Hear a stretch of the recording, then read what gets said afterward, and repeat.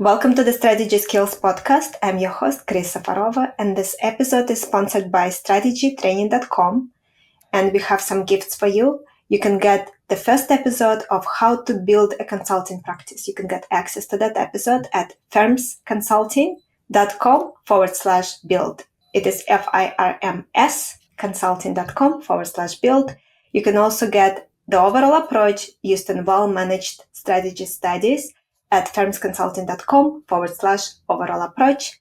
And lastly, you can get McKinsey and BCG winning resume, which is a resume that led to offers from both of those firms. And you can get it at firmsconsulting.com/resume PDF. And even our very senior clients, people even at CEO level and people at the senior partner level and partner level within management consulting, find our template very useful when they are updating their resume when it comes time to look for another role. So that's all the housekeeping. Today we have with us Byron Loflin, who is the Global Head of Board Advisory at Nasdaq, where he leads board assessments and boardroom training for Nasdaq Governance Solutions. Byron, welcome. Thank you, Chris. It's nice to be with you. So you have both coached and observed hundreds of CEO candidates, if not more. What first drew you into the CEO readiness space, if we can call it that? And what personal experiences influenced your perspective on how succession really works? I'll start with the personal experiences. So I became interested in CEO level leadership as a young person because a neighbor who was the CEO of the local community bank was a friend and became a mentor and a person who helped me understand business early and understand initially the strategy of banking. He grew the bank significantly and ended up being a regional banker of the year. And he merged several banks and eventually was very successful with that. And that was an inspiration to me to see how banking affected the lives of people through lending money that they could then buy homes, start businesses, imagine their future differently. So that was the initial inspiration for me. I was around 13 years old when that started. And then I started a little business. I would deliver things like soap and newspapers, kind of the typical things that young people do, I hope today. And although they've advanced, they're probably creating software and things like this today. Chris, I was inspired to look at and see capitalism and being an entrepreneur or being a CEO as a vision for life. How one of the things that this gentleman, his name was Jerry influenced me deeply, that each time he grew the business by either adding a new branch to the bank, he was helping the lives of others and extending that assistance at the banking level all over the state. And I grew up in a small town in Michigan originally. And I learned a lot about small town kind of work. And now here I am at Nasdaq at Market Square, we like to affectionately call it the crossroad of capitalism at Times Square. It's a beautiful spot, fantastic company to work with and work for. I'm proud to be there. And governance is key because the first decision that a CEO, a person puts down on a piece of paper at the the Secretary of State that they're starting a company, they put down CEO. They're an officer, they may put president, but lots of times CEO, president, as you know, are interchangeable. And many of the CEOs that I've known along the way, all the way up today, and I want to emphasize that my co-author of the book CEO Ready, Mark Thompson, that Mark was a visionary CEO in the sense that he worked for Chuck Schwab early on, and he was assigned the business of leading Schwab.com. And I remember when I had enough money to invest, the first place I went was Schwab.com. And here it is, I'm working with and being able to write a wonderful book with a person with such character and inspiration to me today. So to kind of put bookends on it, started out with Jerry and end up with Mark.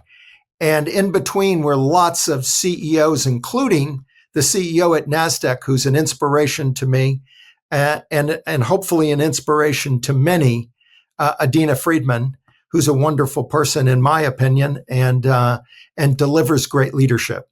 So that's my early inspiration and all the way up to today.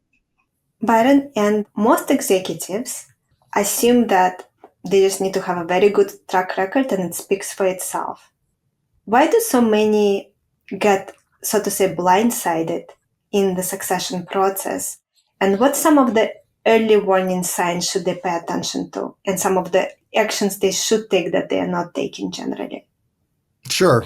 One, I'll start by saying understanding governance is important today.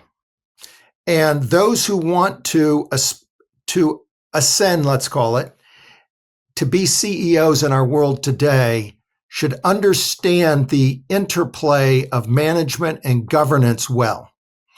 And being selected to be CEO requires a lot of layers or several layers of both interaction and understanding.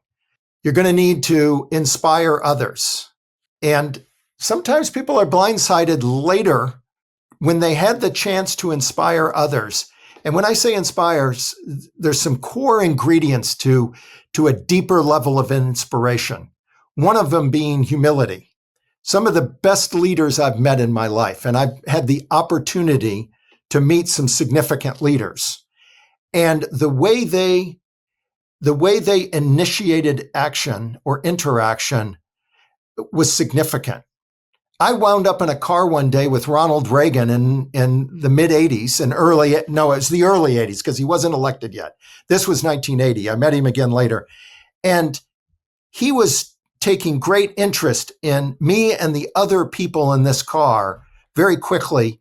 He was genuinely interested in others. And that surprised me. I didn't get the sense that he was a pompous or aristocratic kind of person. He was genuinely interested in identifying what are you interested in? What makes you tick? So understanding the need to know the people around you. And as you grow in your leadership, understanding that the board of directors are all, in a sense, always watching because their number one responsibility in this governance supply chain is to keep track of, identify the talent that's up and coming through the organization because someday they're going to have to select the next CEO. And so being aware that you're in that, if you want to be in that pipeline, that you are being watched and you're being watched subtly by many around you. Another is because you perform well, isn't going to automatically get you the job. There's going to be the ability to diplomatically speak to the stakeholders widely. This could be, obviously it's going to be investors, but it's also going, and in board members, as I mentioned, but it could also be key constituents in your stakeholder groups. It could even be how one interacts with the competition, how one builds rapport in the marketplace, particularly as you move into larger companies where there are it's a highly competitive environment. So boards often run extensive external searches, even when strong internal talent exists and even there is somebody they think will make it. From your vantage point, what makes an outsider in a situation like that suddenly look more attractive than an insider? Companies experience life cycle moments, and this is more sensitive today than ever because of rapid transformation and transformational disruption. So as the internal candidate, and to use the term again, you could easily be disrupted because the external candidate has the experience in transformational and digital disruption to the degree that they understand the competitive landscape more intuitively than those on the internal. Now, that's one type of viewpoint. Another could be that the company needs to be shaken up a bit, meaning we need a renewed process of thinking about how we compete in the marketplace going forward. And it may or may not be tied to this idea of digital transformation or technical transformation. It could be that it needs a new vision or a renewed vision with a new strategic approach. And so board members are going to be looking in that direction. One, because they have the responsibility to do a deeper dive today. Because of the information world that we live in, we can quickly identify the strengths and weaknesses of companies more quickly because of, frankly, AI is having a strong presence in the analysis of companies and what companies need to be competitive into the future. And so understanding the subtleties of that has become increasingly important for both the internal and the external candidates. The internal candidate may have a challenge here because they are focused on doing their job excellently, and they may be successful at doing it well. While the external candidate is in an area of significant disruption, so they're seeing how to compete in a myriad of landscape, and that could be a challenge for this decision process of internal versus external. The thing that we've found in our research and our interaction with CEOs and boards is that don't assume that you're going to get the job because you're the internal candidate and that you have done the job well to date. They may be looking for someone to disrupt. So thinking about how might you be an internal candidate of disruption in a healthy way. I want to importantly emphasize the type of disruption that we're talking about. It's like we use the term cannibalizing our own business at times. That may be necessary to understand because the power of tradition and holding tradition has, as we've seen through companies like Blockbuster versus Netflix, you see this devolution of a Blockbuster because they assumed too long that that customers would be buying through things like mail order or going to the store and renting. And we've seen that as a significant example of the disruptive capacity of technology today. Byron, and for someone who is listening to us right now and they know they want to be CEO of a large organization one day, they know it is a long shot, but they want to go for it. What are the key skills they need to be developing? Okay. One, I see that they are well-spoken, diplomatic. They understand the benefits of constructive dissent and constructive feedback. Seek feedback aggressively. If it's appropriate, seek it from board members. Find the appropriate people in your organization, internally and externally. I technically, at this point in my career, do not do specifically CEO coaching. Mark does that. My, what you might call coaching, comes through my interaction with boards and CEOs on an ongoing year-over-year cycle of helping evaluation processes. I would suggest that if you are seeking to be CEO and in whatever capacity that this can be accomplished, that you can afford to hire a good coach, I would recommend today having a coach in the specific area of improving your leadership style, monitoring on an ongoing basis how you're presenting yourself publicly, how you're interacting with the public, particularly bringing the coach along to presentations that you deliver where it's appropriate, possibly to fellow employees, to your the team that you're managing. These kinds of opportunities that you have to hone your skills more effectively. So others, getting a check on ego. Ego's a powerful motivator when it's focused properly. But when it becomes dominant in one's personality and drives inappropriate types of responses to the needs of others, meaning leadership needs, ego can become a significant problem. And we don't have to go far to in recent history to find where ego has been damaging to companies. So ego learning where to check your ego. So coaching, self-awareness, ego checking, understanding constructive input, constructive conflict, constructive dissent in your leadership style, understanding the balance between confidence and accountability, both for oneself and for one's team down through the organization, asking your team, do you feel sufficiently accountable? Do you feel that you are sufficiently bolstered in your confidence going out and selling a product, delivering a product, building these or exercising these kinds of muscles of leadership are important, but getting that feedback is essential. And part of that is the humility that one asks for and invites through this kind of process. There's a phrase, pride goes before the fall. Yep, it's a dangerous. For someone who is struggling with ego, where can they start dealing with that? The first place and I will reflect on things I've heard from great leaders. First, spouse. Continue to build the right relationship. And that's for people that have a spouse.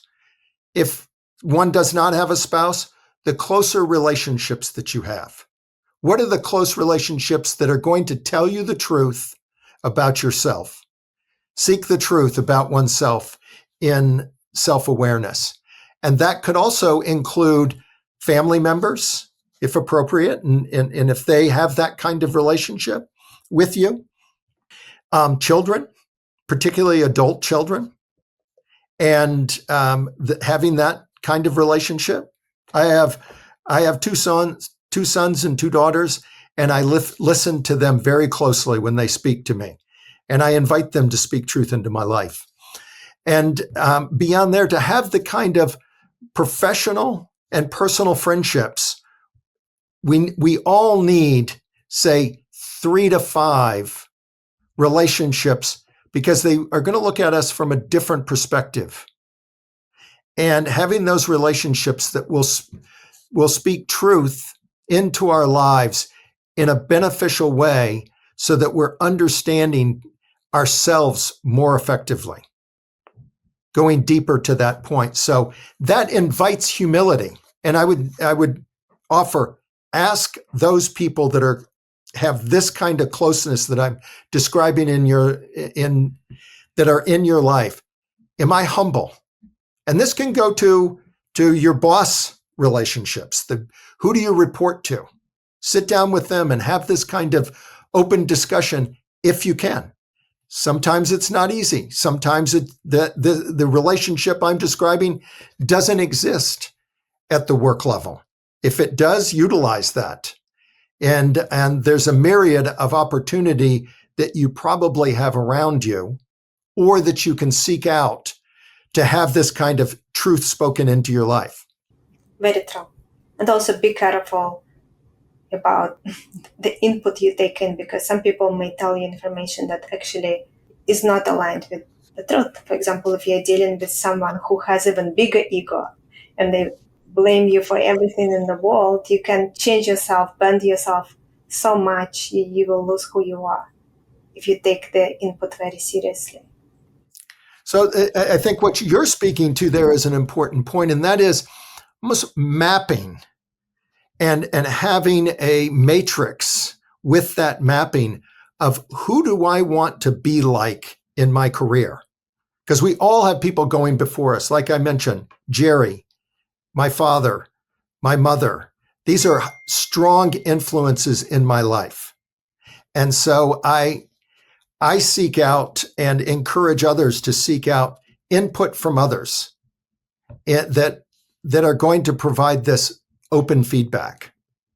It makes a lot of sense. Have you seen good examples of somebody who really struggled with the ego and they were able to get it under control? I want to be careful because I wouldn't want to list a lot of people.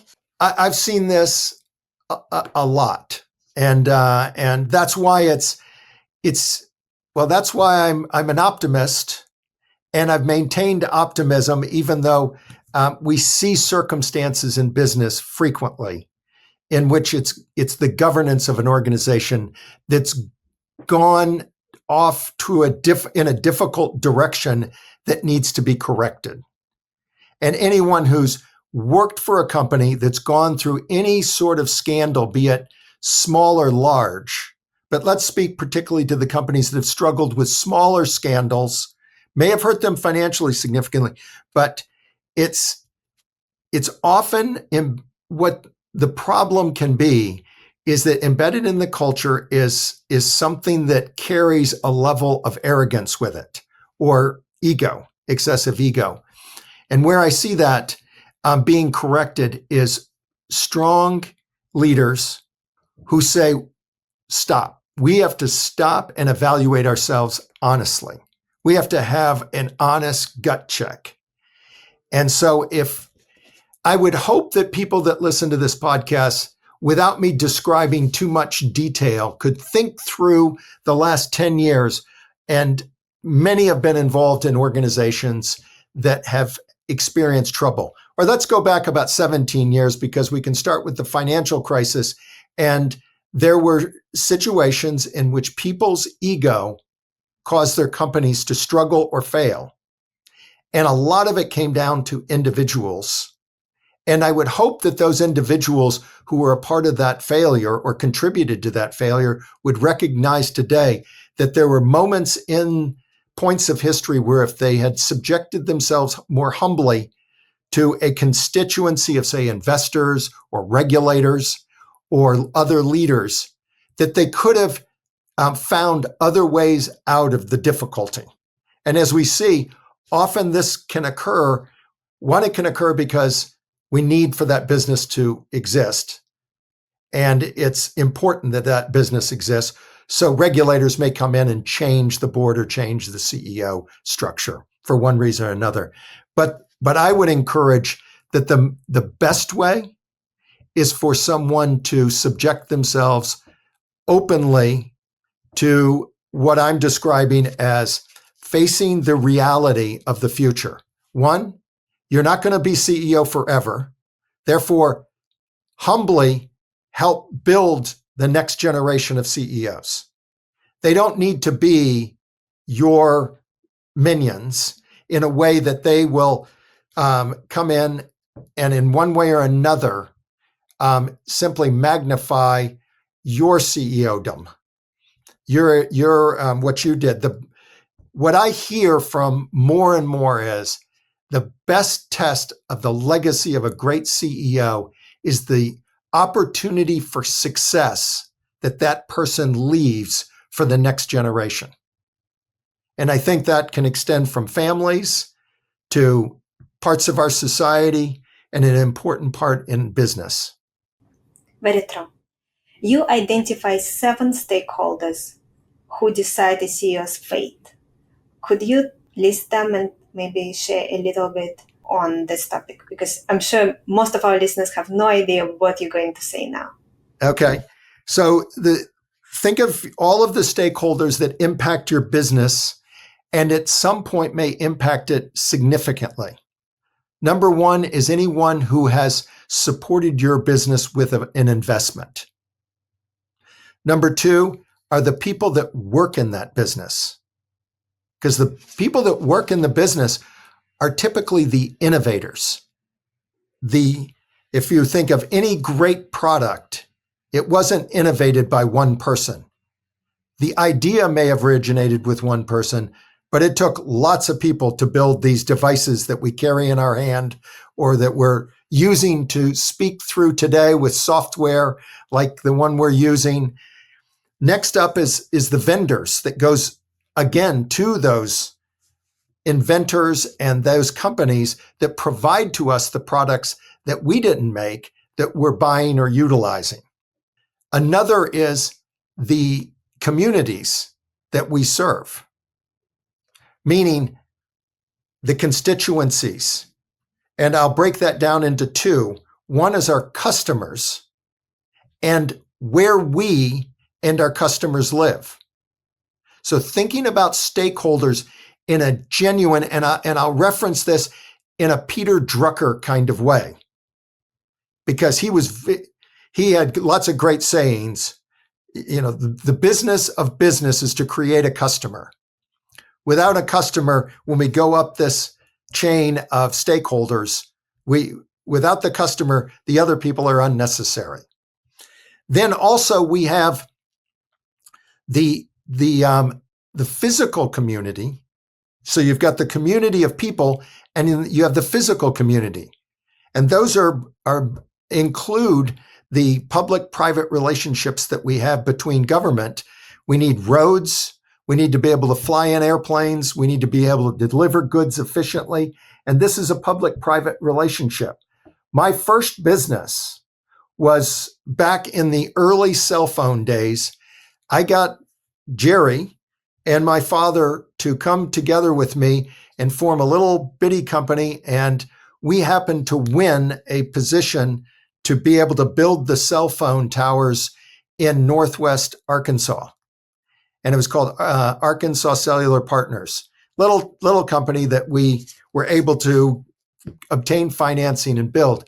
The key to that is that we didn't create the opportunity for cell phones. Somebody else created that. Somebody created the opportunity for us to be invested in that. So we were both a customer and we were entrepreneurs. That's a fantastic thing about capitalism. And what I like to emphasize is multi-stakeholder capitalism in the most capitalistic sense. And how it's important because core to what you're doing, Chris, is helping the leadership of all of this, in whether or not it's at the business, the CEO of a large public business, a small public business, a large private business. All of this has to do with building and teaming together for great leadership. So having the roads and so on. So that leads us to the regulators and having strong relationships with regulators and pushing regulators to be beneficial to our organization and to help us authentically, challenging their leadership. They need to be humble. They need to be engaging. They need to be diplomatic with us as we need to be with them. And then ultimately feeling blessed to be in our country or on this planet and taking care of it. And so that's the stakeholder capitalism that I live in and probably am willing to die for. That's important and why I'm so passionate with Mark and other friends about great leadership. Is there a stakeholder that tends to surprise candidates the most? You know, I'm very fond of, I would say it does depend. The stakeholders that are more dominant does depend on business a little bit. But certainly the people who are your team, your senior team is invaluable, particularly as you grow a company to a larger level, because think of all you have to entrust in them. Because the CEO of a company that has 100,000 employees, I mean, realistically, I know CEOs that would love to communicate to, and I'm saying for large organizations like this, like we're talking about at the large public level, they would love to communicate more deeply how much they care for all 100,000 employees. But realistically, they're people too. They only have 24 hours in a day and they need 8 hours of sleep. So it's important that we understand the responsibilities that others carry in this way. And so the dominant in most businesses, the dominant stakeholder is going to be your workers, the people who are creating innovation and opportunity for that business to be sustainable long-term into the future. You talk about the Game of Thrones nature of succession. What is one practical way for candidates to protect themselves from sabotage by peers? This is something that happens a lot. Yeah, this is one of the great challenges of CEO succession. It's building each of us have a theory. I'm going to offer my theory, and that is, it's relational. It carries a need for the spirit of humility, understanding ego, and I don't want to be redundant on that. But what I mean by this is building relationships authentically, learning to be authentic in your life and leadership. And that increasingly what we're seeing, because every once in a while we pick up the paper and we see a CEO who's been caught doing something and they're marched out of the building, embarrassingly so. Sometimes I feel very badly for anyone who faces that kind of circumstance, but they chose something that they probably shouldn't have done. And so what we're seeing in business today is increased transparency. Social media does this.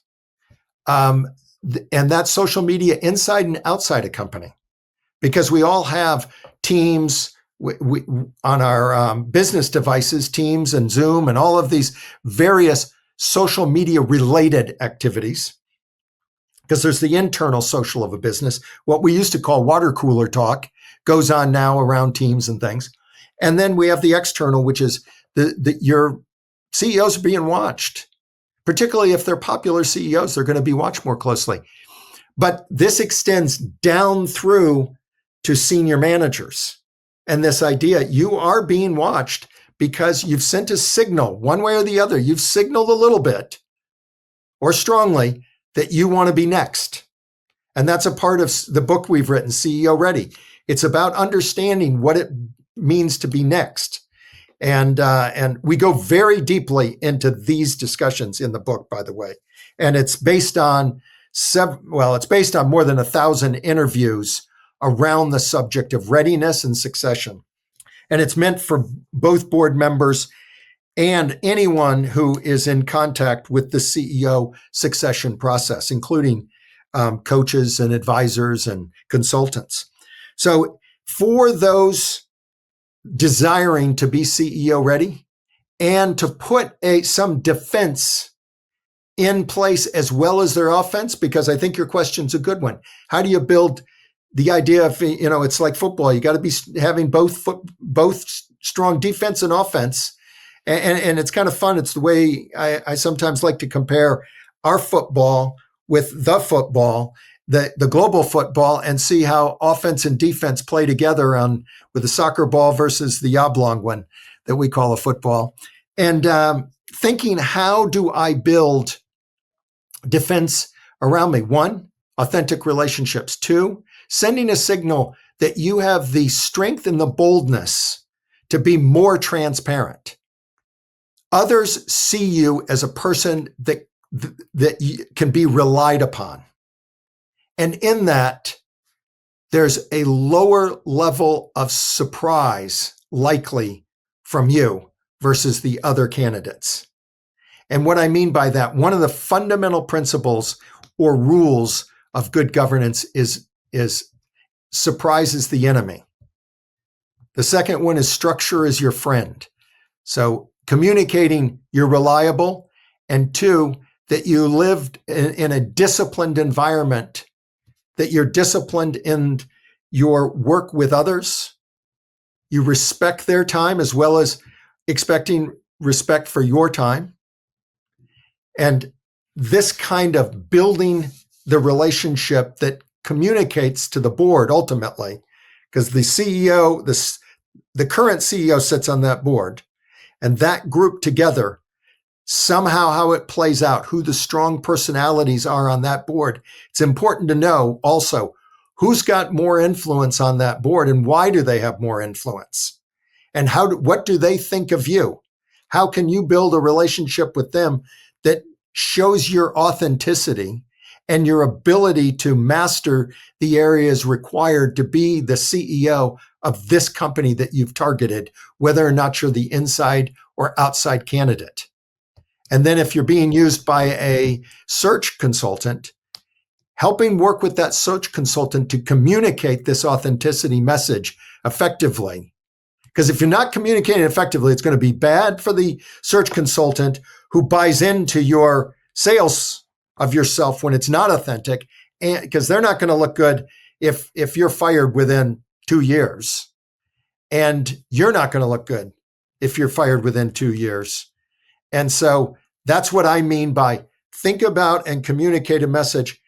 I think that from what I've seen, you should be communicating. You want to be in this job at least 7, if not 9 years as a likely possibility. We've had the average turnover of CEOs has been arguably too short. And a concern about this is, depending on the product, it doesn't even last an entire product cycle. And it's something that's been problematic. At least the experts argue that it's problematic to have a 4-year tenured CEO unless it's a very special circumstance. Of course. And you already spoke a little bit about AI and how it changes things, but just to focus on this specific question, given what's happening with AI and advances in technology in general, what competencies do you think distinguish someone who would be considered a future-ready CEO from someone who will look like they risk obsolescence quite quickly? One is the ability to assimilate ideas and think about them strategically and quickly, or know how to have a person on your team that does that. So there's different opportunities for different people. One of the things we emphasize in CEO Ready is the ability to self-evaluate also. So this idea of, can you take a lot of information, put it into knowledge that you can convert to strategic ideas, and or have people around you or another person around you that works with you as a teammate. It may be somebody that reports to you, because every strategy requires a strategist, as Cynthia Montgomery emphasizes in her book, The Strategist. I love that book.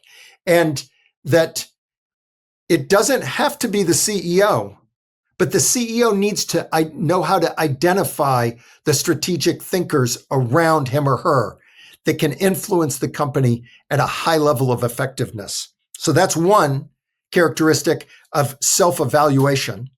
And another is the understanding who are the important relationships to this organization on the long term, and be able to communicate any differences that would cause the business to change in the future. What I mean by that, regulatory relationships, important vendor relationships.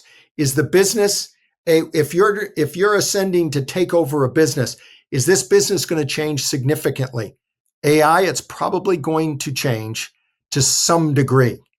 So understanding how AI is going to impact your business, to use what I'm saying as an example, and having the skill of informed questioning and dynamic questioning. So being that person that asks dynamic questions of others that produces knowledge and information that's even confidence building in the person that you're asking the question of.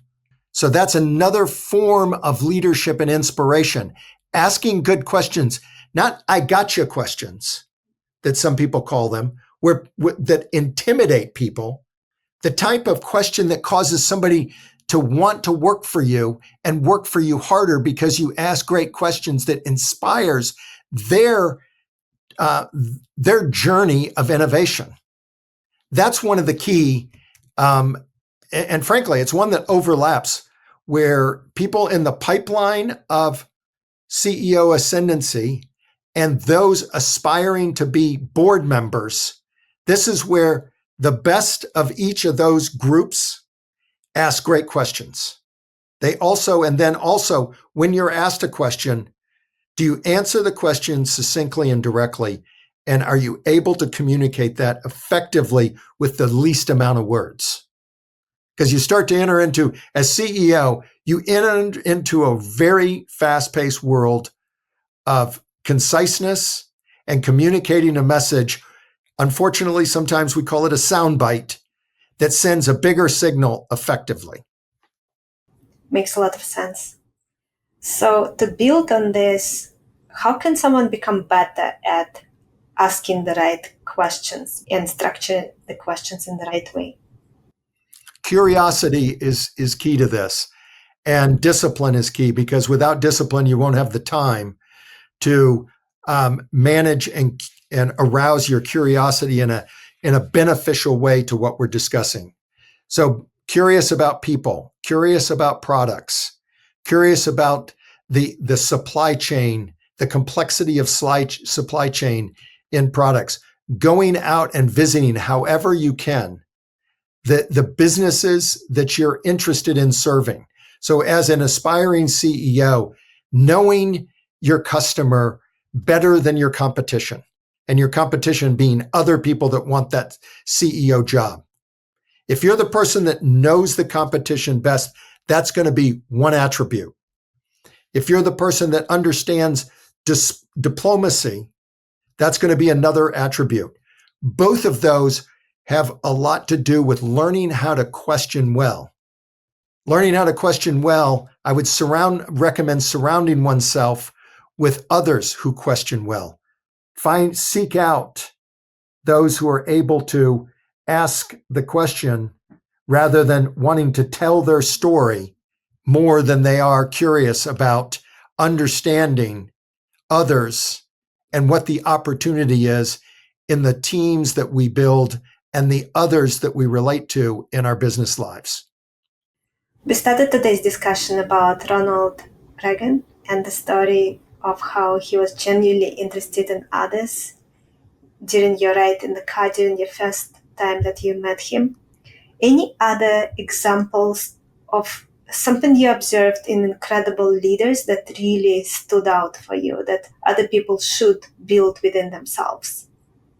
Yes, I will compliment another person. I was at an event that was a big event for a not-for-profit organization named Just Capital, and the former CEO of Best Buy came in to this event. I had seen him before and knew of him, and a friend wanted to introduce me, and we met, and we had a very nice conversation.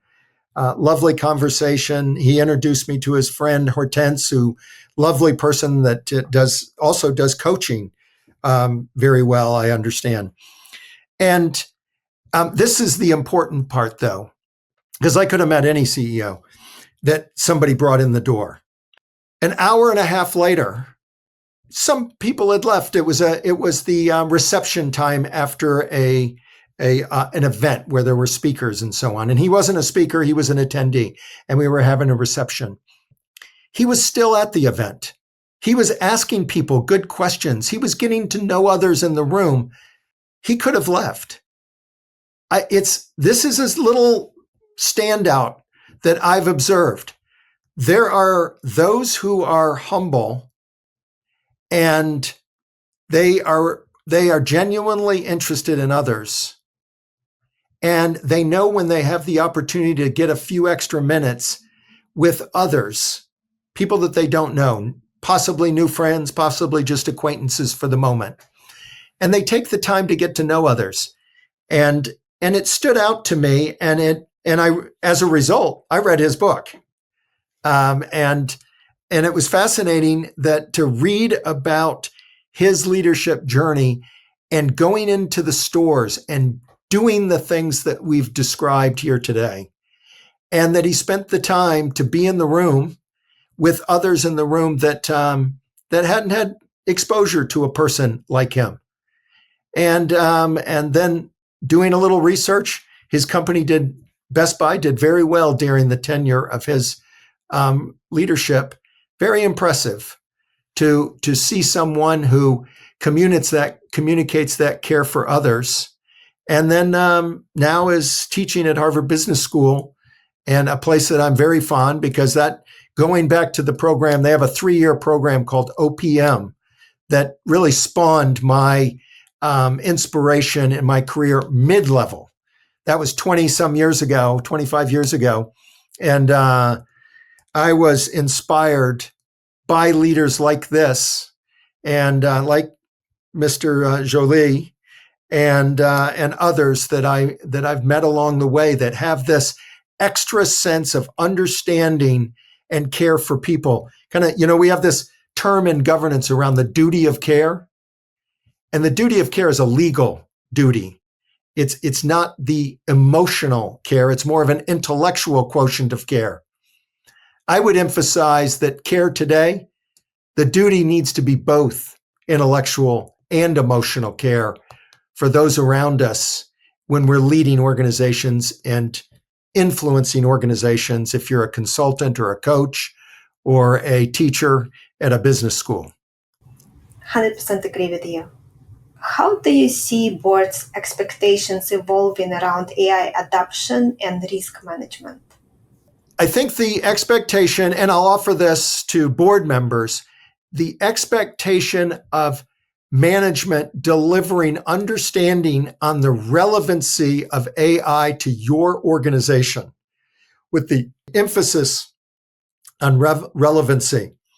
I had a wonderful friend who was very deep into leadership in the coffee industry, Dave Olson, who said to me one day, and I've always appreciated this, when he's been in boardrooms and in basically CEO level responsibility, asking others, don't tell me everything that can be known, because I can't contain all of that. Tell me what I need to know so I can both build a sense of trust in the information you're delivering and the information that I need to know to make a decision well.